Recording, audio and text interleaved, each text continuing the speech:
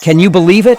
This boy traded his iPhone 20 for this rotten piece of wood. The family asked him if his brain was flooded, but the boy didn't care. Because this useless piece of wood, after the boy's careful repair, the whole family was very surprised when the finished product came out. When a millionaire sees it, he is willing to pay $100,000 to buy it. So this boy made the first money of his life with this skill. Let's see how he turned this rotten piece of wood into a $100,000 finished product.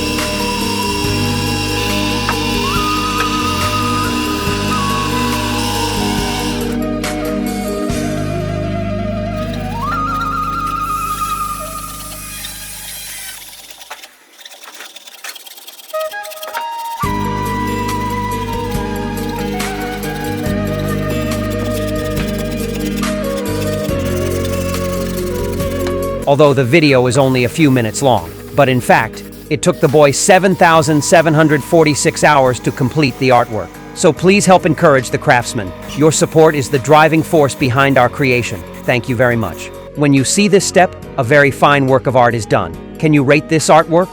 How many points would you give if the maximum score was 100? Please leave a message. See you next time.